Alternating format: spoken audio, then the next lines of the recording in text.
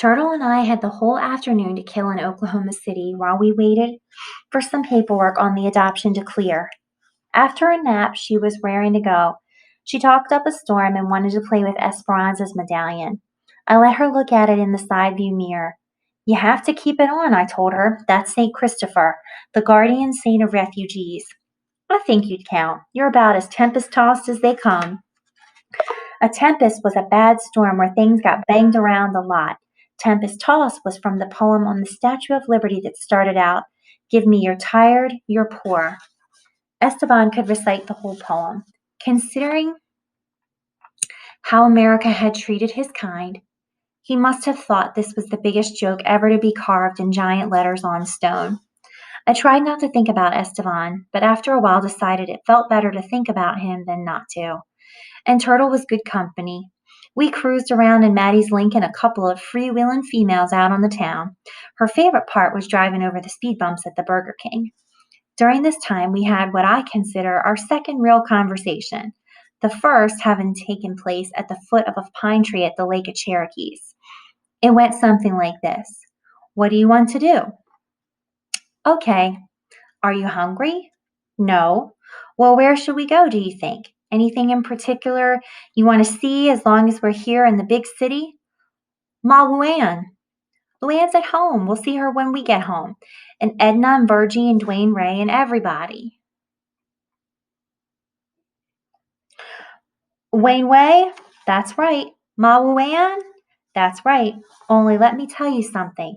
Starting right now, you've only got one Ma in the whole world. You know who that is? Yes. Who? Ma. That's right. That's me. You've got loads of friends. Luann's your friend, and Edna and Maddie and all the others, and they all love you and take care of you sometimes. And Esteban and Esperanza were good friends too. I want you to remember them, okay? Steban and Miss Bonza? She nodded gravely. Close enough, I said.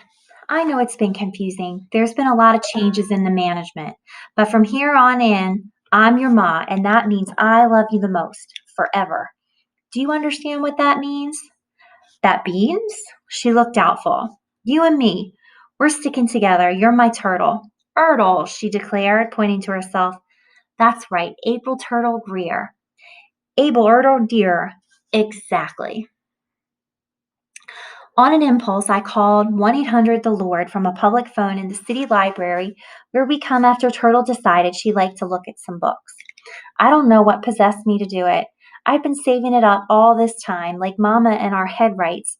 And now that I'd hit bottom and survived, I suppose I knew that I didn't really need any ace in the hole. The line rang twice, 3 times, and then a recording came on. It told me that the Lord helps those that help themselves. Then it said that this was my golden opportunity to help myself and this entire spiritual body by making generous contributions today to the Fountain of Faith Missionary Fund. If I would please hold the line, an operator would be available momentarily to take my pledge. I held the line. Thank you for calling, she said. Would you like to state your name and address and the amount of your pledge? No pledge, I said. I just wanted to let you know you've gotten me through some rough times. I always thought if I really get desperate, I can call 1-800-THE-LORD. I just wanted to tell you, you've been a fountain of faith. She didn't know what to make of this. So you don't wish to make a pledge at this time? No, I said. Do you wish to make a pledge to me at this time? Would you like to send me $100 or a hot meal? She sounded irritated. I can't do that, ma'am, she said. Okay, no problem, I said. I don't need it anyway, especially now. I've got a whole trunk full of pickles and bologna. Ma'am, this is a very busy line. If you don't wish to make a pledge at this time. Look at it this way, I said. We're even. After I hung up, I felt like singing and dancing through the wide, carpeted halls of the Oklahoma City Main Library. I once saw a movie where kids did cartwheels all over the library tables while Mary in the library chased them around saying, shh. I felt just like one of those kids. But instead, Turtle and I snooped politely through the stacks. They didn't have Old MacDonald had an apartment, and as a matter of fact, we soon became bored with the juvenile section and moved on to reference. Some of these had good pictures. Turtle's favorite was the Horticultural Encyclopedia. It had pictures of vegetables and flowers that were far beyond both her vocabulary and mine. She sat on my lap and together we turned the big shiny pages. She pointed out pictures of plants she liked, and I read about them. She even found a picture of bean trees. Well, you smart thing, I would have missed it altogether. I said I would have too. The picture was in black and white and it didn't look all that much like the ones back home in Roosevelt Park, but the caption said it was wisteria. I gave Turtle a squeeze. What you are, I told her, is a horticultural genius. I wouldn't have put it past her to say horticulture one of these days, a word I hadn't uttered myself until a few months ago. Turtle was thrilled. She slapped the picture enthusiastically, causing the young man at the reference desk to look over his glasses at us. The book had to have been worth $100 at least, and it was very clean. Here, let's don't hit the book, I said. I know it's exciting. Why don't you hit the table instead? She smacked the table while I read to her in a whisper about the life cycle of wisteria. It is a climbing ornamental vine found in temperate latitudes and originally came from the Orient. It blooms in early spring, is pollinated by bees, and forms bean-like pods. Most of that we knew already. It actually is in the bean family, it turns out. Everything related to beans is called a legume. But this is the most interesting part. Wisteria vines, like other legumes, often thrive in poor soil, the book said. Their secret is something called rhizobia. These are microscopic bugs that live underground in little knots on the roots. They suck nitrogen gas right out of the soil and turn it into fertilizer for the plant. The rhizobia are not actually part of the plant. They are separate creatures, but they always live with legumes, a kind of underground railroad moving secretly up and down the roots. It's like this, I told Turtle. There's a whole invisible system for helping out the plant that you'd never guess was there. I loved this idea. It's just the same as with people. The way Edna has Virgie, and Virgie has Edna, and Sandy has Kids Central Station, and everybody has Maddie, and on and on. The wisteria vines on their own would just barely get by, is how I explained it to Turtle. But put them together with rhizobia, and they make miracles. At 4 o'clock, we went to the Oklahoma County Courthouse to pick up the adoption papers. On Mr. Armistead's directions, we found a big, bright office where about 20 women sat typing out forms. Altogether, they made quite a racket. The one who came to the front counter had round, muscled shoulders bulging under her pink cotton blazer and a half-grown-out permanent in her straight Cherokee hair, a body trying to return to its natural state. She took our names and told us to have a seat, that it would be a while. The waiting made me nervous, even though no one here looked important enough to stop what had already been set in motion. It was only a room full of women with typewriters and African violets and pictures of their kids on their desks, doing as they were told. Still, I was afraid of sitting around looking anxious, as if one of them might catch sight of me fidgeting and cry out, "That's no adoptive mother, that's an imposter." I could imagine them all then scooting back their chairs and scurrying after me in their high-heeled pumps and tight skirts. I needed to find something to do with myself. I asked if there was a telephone I could use for long distance. The muscular woman directed me to a payphone out in the hall. I dialed Luann. It seemed to take an eternity for all the right wires to connect, and when she finally did take the call, she sounded even more nervous than I was, which was no help. "It's okay, Luann. Everything's fine. I just called collect because I'm about out of quarters. But we'll have to keep it short or we'll run up the phone bill." "Oh, hell's bells, Taylor. I don't even care." Luann relaxed immediately once she knew we hadn't been mangled in the car crash. "I don't know how many times this week I've said I'd give $1 million to talk to Taylor. So here's my chance. It just seems like everything in the world has happened. Where in the tarnation are you anyway?" "Oklahoma City, headed home." I hesitated. "So what's all happened? You decided to take Angel back? Or go up there and live in his yurtle or whatever?" "Angel? Heck no, not if you paid me. Listen, do you know what his mother told me? She said Angel just wants what he can't have, that I'd no sooner get up to Montana before he'd decide he'd had enough of me again. She said I was worth 5 or 6 of Angel. His own mother said that. Can you believe it? Of course, it was all in Spanish. I had to get it secondhand, but that was the general gist. And it makes sense, don't you think? Isn't there some saying about not throwing good loving after bad? I think it's money they say about that, good money after bad.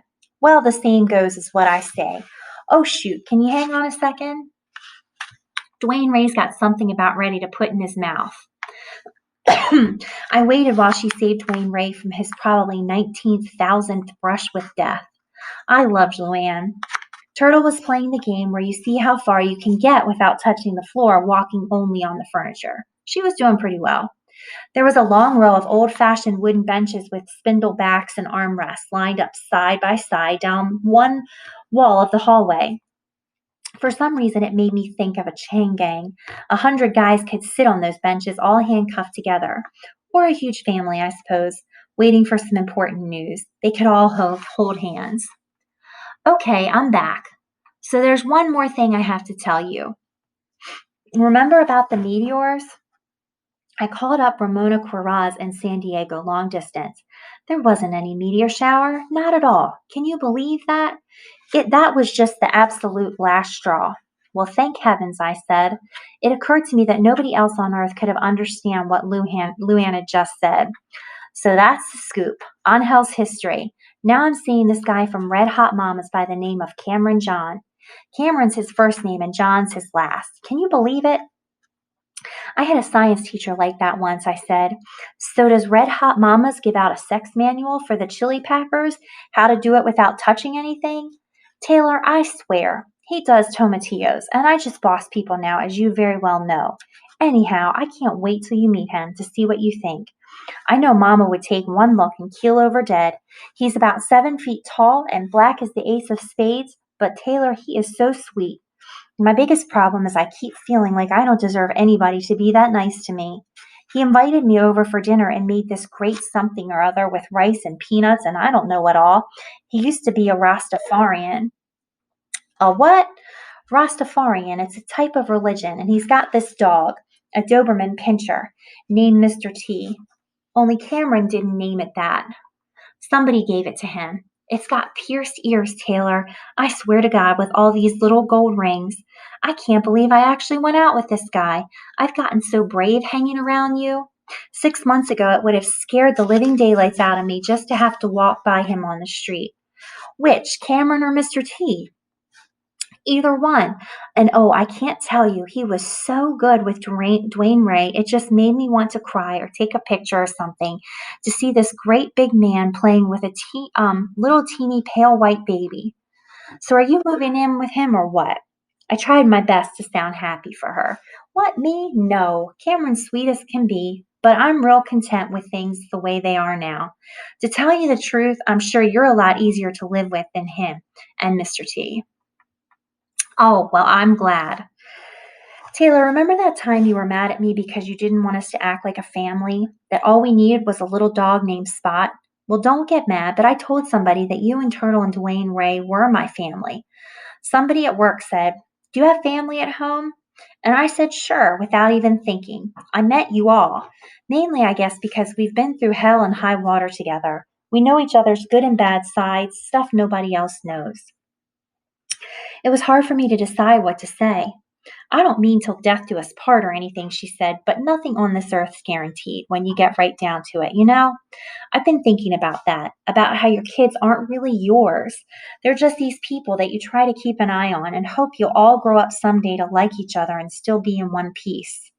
What I mean is, everything you ever get is really just on loan. Does that make sense? Sure, I said, like library books. Sooner or later, they've all got to go back into the night drop. Exactly. So what's the point worrying yourself sick about it? You just as well enjoy it while you've got it.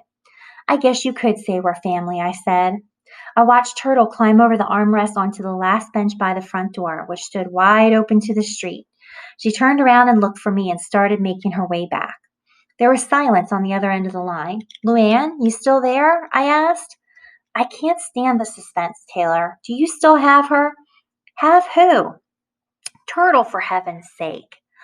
"Oh, sure, she's my legal daughter now." "What?" Luann shrieked. You're kidding. Nope, it's done for all practical purposes. There's still some rigmarole in court for getting a birth certificate that takes about 6 months, but that's not too bad. It takes longer than that to make a kid from scratch, is how I look at it. I can't believe it. You found her mother or her aunt or whatever it was? I looked down the hall. I can't really talk here. We'll be home in 2 days at the outside, and I'll tell you everything then, okay? But it's going to take all night and a lot of junk food. Do you know what? I missed your salsa. The medium, though, not the firecracker style. Luann's breath came out like a slow leak in a tire. Taylor, I was scared to death you'd come back without her. We had cleared Oklahoma City and were out on the plain before sundown.